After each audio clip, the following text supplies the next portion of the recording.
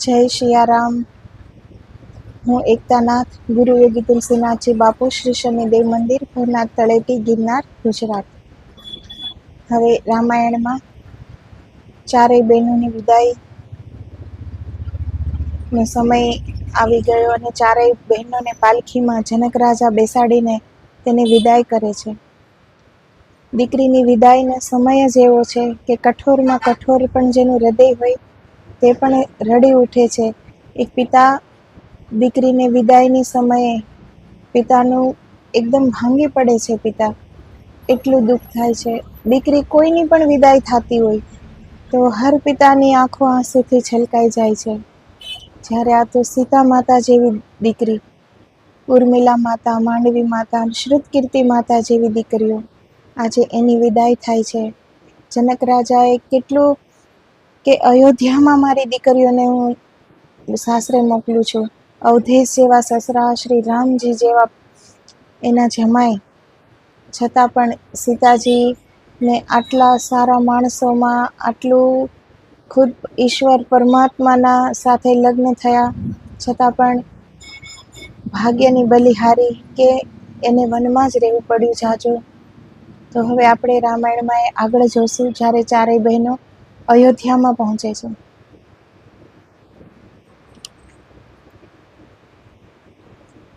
જાન ચારેય રાજવધુઓને લઈ અયોધ્યા તરફ જાય. જ્યાં સુધી એને દેખાણી સિયા જનક ત્યાં જ ઊભા રહ્યા. મિથિલામાં ઉદાસી છવાણી, આંખો સહુની આંસુ ભરેલી. આ બાજુ અવધમાં ખુશીઓની રેલમછેલ, રાણીઓ વાટ જુએ જાનની પ્રત્યેક ક્ષણ. જાન મિથિલાથી ગઈ છે નીકળી, રાણીઓને સંદેશા મળતા જાય. આપે છે દાસીઓને આદેશ, દીપ ઝળહળતા પ્રગટાવો, મહેલને શોળે શણગારો. એક એક પલ માતાઓને એક એક યુગ સમાન લાગે. જાન ક્યારે આવશે, હૃદયના તાર તાર પોકારે. રાજકુમારીઓ કેવી હશે, મનમાં વિચારતા જાય. રંગે રૂપે ગુણે રૂડી હશે, મનમાં હરખાતા જાય. એવામાં અવધમાં જાનનું આગમન થાય. શંખનાદ થયો ગગન ભેરી, ઢોલ વાજિંત્ર વાગતા જાય. મહારાણીઓ આરતીના થાળ સજાવે, પગથાર સુગંધી ફૂલોથી સજાવે. જાન આવી ગઈ મહેલ આંગણે, મહારાણીઓ દોડીને આવે. પાલખીઓમાંથી એક એક કરી ચારેય રાજકુમારીઓ ઉતરે. રૂપ માધુર્ય એના જોઈ મહારાણીઓ દંગ રહી જાય. કોણ કોની વધુ એના હજી ઓળખાઈ જાય. ચારેય ભાઈઓ ઉતરે રથથી, પોતપોતાની સંગીની સંગ ઊભા રહી જાય. રામ સિયા લખન ઉર્મિલા, ભરત માંડવી, શત્રુઘ્ન શ્રુતકીર્તિ સંગ ડગ ભરાય. માતાઓ આરતી ઉતારે, ચારેય નવયુગલોની નજર ઉતારે. માતાઓ મુખ જોઈ જોઈ હરખાય, ચારેય યુગલોને ફૂલે વધાવે. માં કૈકેયીને વહાલા રામ, રામ સિયાને પોખે માં કૈકેયી. માં કૌશલ્યાને ભરત વહાલા, ભરત માંડવીને પોખે માં કૌશલ્યા.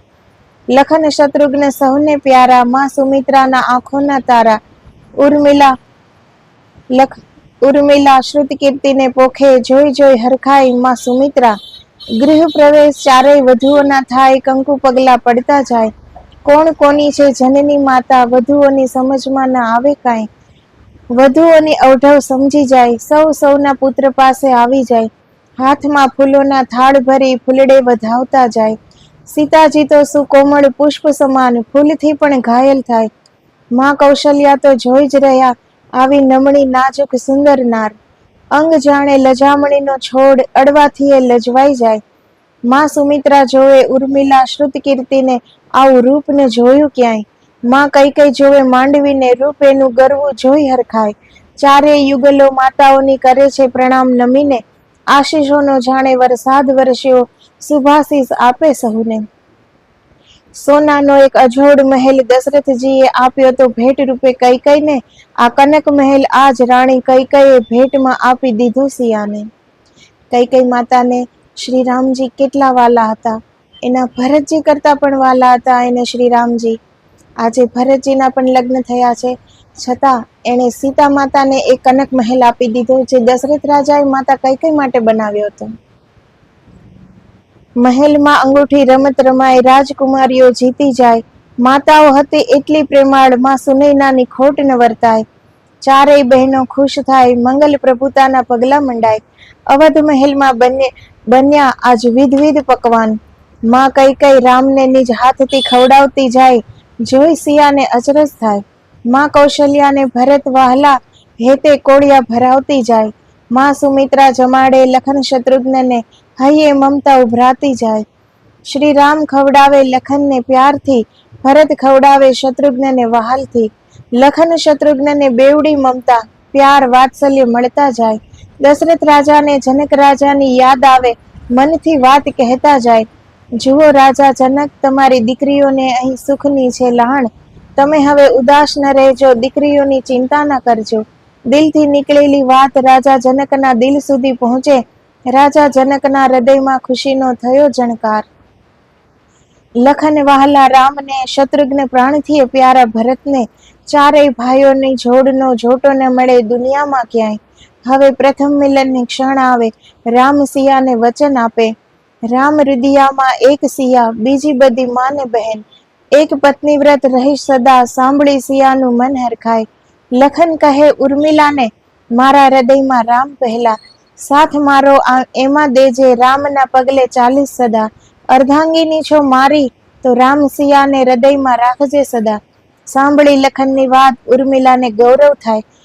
ભ્રાતૃ પ્રેમનો આવો સંબંધ હું યાદ રાખીશ સદાય. ભરતજી પણ માંડવીને કહે, શત્રુઘ્ન છે મારી પરછાઈ, પણ માંડવી મારા રોમ રોમમાં શ્રી રામ વસે. શત્રુઘ્ન મારો વહાલો ભાઈ, પણ રામ મારા ભગવાન છે. વિરહ એનો હું સહી ન શકું, મારા રામ વગર હું ખુશ જરીએ રહી ન શકું. મારા મનમાં, મારા હૃદયમાં, મારા રોમ રોમમાં રામ ભક્તિ વસે. સાંભળી માંડવીની આંખો ભીંજાય, ભક્ત હૃદય ભરત જેવું જોઈ. શત્રુઘ્ન કહે શ્રુત કીર્તિને, ચારેય ભાઈઓમાં હું સૌથી નાનો. રામ લખન ભાઈ છે મારા, પણ ભરત મને અતિ પ્યારા. ભરત શત્રુઘ્નની પહેલી જોડી, પછી તું મારી અર્ધાંગીની ભાર્યા. ભાઈ ભાઈનો આવો પ્રેમ જોઈ રાજકુમારીઓને ખુશી થાય. રઘુકુળની કુળવધ્યુઓ થવાનો એના હૃદય ગૌરવ થાય. માતાઓની મમતા જોઈ દશરથજીનો સ્નેહ તો પારાવાર. અવધપુરના વાસીઓ પણ સ્નેહ દર્શાવે અપરંપાર. ચારેય ભાઈઓ ચારેય બહેનોને આપે છે માન. ચાર શરીર એક છે પ્રાણ, ચારેય બહેનોને થઈ જાણ. સુખથી વીતે છે સમય, ચારેય બહેનોનો આનંદ વધતો જાય. માતાઓની મમતા હિલોળા લે, આશીષોની છોડો ઉડતી જાય. દીકરાઓથી પણ અદકેરી મમતા, ત્રણેય માતાઓ વધુઓને આપતા. એક દિવસ દશરથ રાજાને આવ્યો વિચાર, રાજકાજનો હવે રામને સોંપું ભાર. ગુરુ વશિષ્ઠ સાથે વાત કરે અવધેશ, શું રામનો હવે કરીએ રાજ્યાભિષેક. ગુરુજીએ વાત સહર્ષ સ્વીકારી, રાજ દરબારમાં પણ આ વાત સહુને ગમી. ગુરુજી રાજ્યાભિષેક માટે બતાવે મુહૂર્ત, દશરથજી તૈયારી કરાવે તુરંત. અવધપુરમાં ઉત્સવ મનાવે સહુ નગરવાસી, રામ રાજા બનશે એ વાત સૌએ સાંભળી. દશરથ રાજાના ઉરમાં આનંદ છવાય, મારો રામ રાજા બનશે એમ હરખાય. ભરતજીને શત્રુઘ્ન ગયા તા નનિહાલ, લક્ષ્મણજીના આનંદનો નહીં પાર. માં કૌશલ્યાની હેતથી આંખો ભીંજાય, હૃદયમાં ખુશીની પારાવાર. માં સુમિત્રા રાજ્યાભિષેકની કરે તૈયારી, રામ રાજા બનશે એ વાત જાણી અતિ હરખાણી. હવે રામ મનમાં મૂંઝાય, જો રાજા બનીશ, જે કાજે જન્મ લીધો એ કામ પૂરું કેમ કરીશ.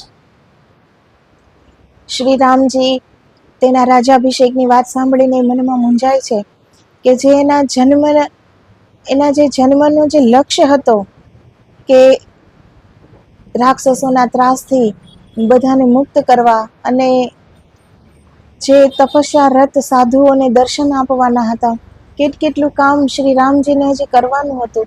જો એ રાજા બની જાય તો રાજ્યનો ભાર તેના ઉપર આવી જાય અને બીજા બધા કામ ન થાય. માટે શ્રી રામજી મૂંઝાઈ ગયા. વિચારોની શૃંખલાની હારમાળ રચાય, એમાં માં કૈકેયીની દાસી મંથરા દેખાય. માં સરસ્વતીને રામજી કરે વિનંતી, જીભે આવીને વસો મંથરાની. તથાસ્તુ કહી માં સરસ્વતી મંત્રાની બુદ્ધિ નાખે ફેરવી. મંથરા કૈકેયીની પાસે જઈ બોલી, રામ રાજા બનશે એ વાત તે જાણી. રામ રાજા બનશે એ સાંભળી માં કૈકેયી અતિ હરખાણી. મંથરા કૈકેયીની ખુશી જોઈ મૂંઝાણી. પૂછે કૈકેયીને કે તે આ વાત પહેલા હતી શું જાણી. બોલે કૈકેયી કે મંથરા, આ વાત જાણી મારું તો રોમ રોમ હરખાય. મારો રામ રાજા બનશે એ દિવસની હવે રાહ કેમ જોવાય? હવે એ ઘડી જલ્દી આવે, રામને માથે રાજ મુકુટ સોહે. આ સાંભળી મંથરા બોલી, અરે મૂર્ખ કૈકેયી રાણી, કૌશલ્યાને તે નથી પીછાણી, નાહક તું આવી હરખાણી. ભરત શત્રુઘ્ન અહીં નથી, એમાં કૌશલ્યા આ ચાલ રમી. ભરતની ગેરહાજરીમાં રામ રાજા બને, એ વાત દશરથને પણ ગમી. ભરતની રાહ કેમ ન જોવાય, રામ રાજ્ય માટે આટલો મોહાય. નગરમાં પણ સૌને છે જાણ, આ વાતથી તું એક અજાણ. સાંભળી કૈકેયીને આવ્યો ગુસ્સો, મંથરાને ગાલ પર માર્યો તમાચો. જીભ તારી કાપી લઈશ જો રામ વિશે કંઈ પણ કહીશ. મંથરા દાસી રોવા લાગી, મને બસ તું એક વહાલી કૈકેયી રાણી. રામ રાજા બનશે, કૌશલ્યા રાજ માતા, એમાં તારું સ્થાન ક્યાં રહેશે? હિત તારું ઈચ્છું છું સદા, નહીતર મને શું મળવાનું આમાં? દાસી છું, દાસી જ રહીશ, પણ તને કૌશલ્યાની દાસી બનતા હું ન જોઈશ. રાજા બનવાના બધા ગુણ ભરતમાં, રામને રાજા બનવા ન દઈશ. ભરતના હિતનું વિચાર રાણી, તું ભરતની માતા છે સગી. રામે પણ તને ન કીધી વાત, આટલાથી તું સમજી જા વાત. કૈકેયીની બુદ્ધિ ફરવા લાગી, દાસી મંથરા એને સાચી લાગી. રાજ્યાભિષેકનું આવી ગયું મુહૂર્ત, હવે કેમ રોકવું એને તુરંત? મંથરા યાદ અપાવે બે વચન કૈકેયીને, યુદ્ધમાં આપ્યા તા વચન દશરથે. યુદ્ધમાં રથની ભાંગી ધરી, કૈકેયી વિના વિલંબે ધરીની જગ્યાએ રાખી આંગળી. લોહી લુહાણ આંગળી કૈકેયીની જોઈ, દશરથની આંખો ભીંજાઈ. કૈકેયી તમારી શૂરવીરતાને પ્રણામ, તમારી વીરતા તો છે અમાપ. કૈકેયી તમને હું આપું બે વચન, જે માગો તે આપી દઉં આજ.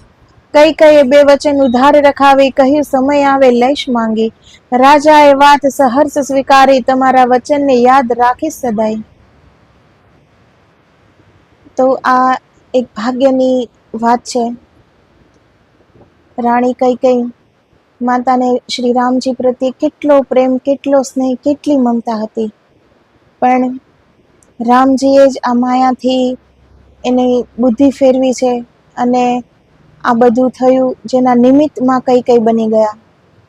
તો સંસારમાં પણ ઘણીવાર એવું બને છે કે એ આપણું એ રીતનું કર્મ હોય છે, જેનું નિમિત્ત કોઈ બને છે, પણ માણસ ખરાબ નથી હોતું.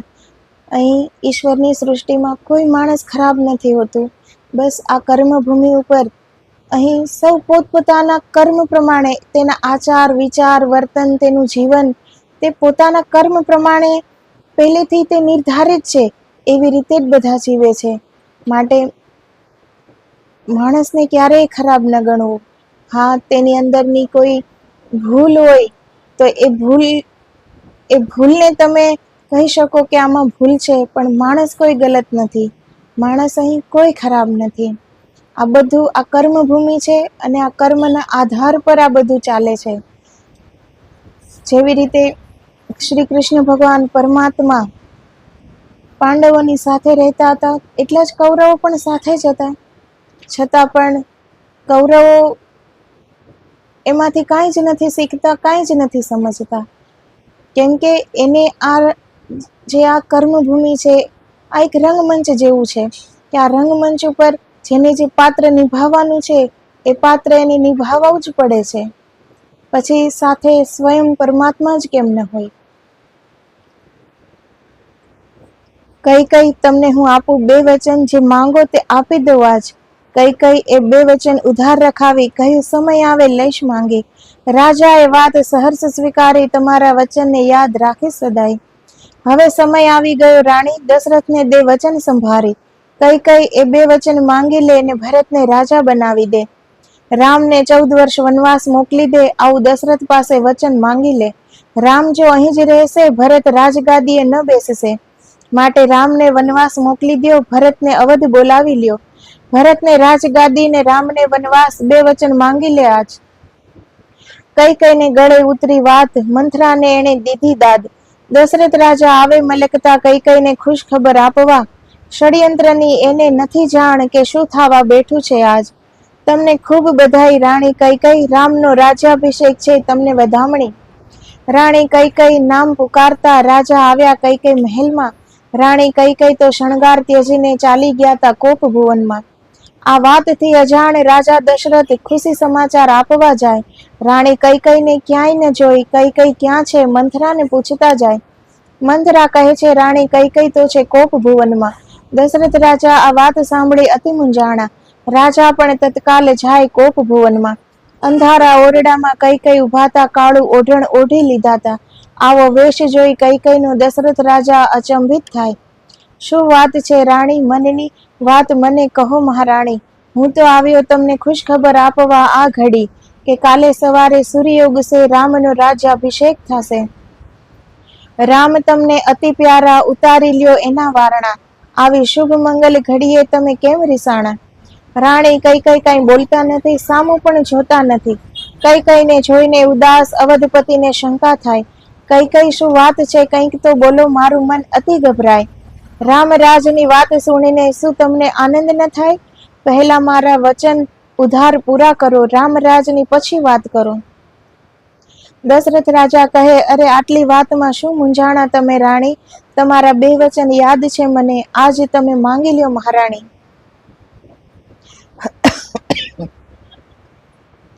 રઘુકુળની રીતિનું માન હું રાખું, તમે જે માંગો તે હું આપું. મન તમારું કરી લ્યો તૈયાર, પછી વાતથી પાછળ નહીં ફરાય.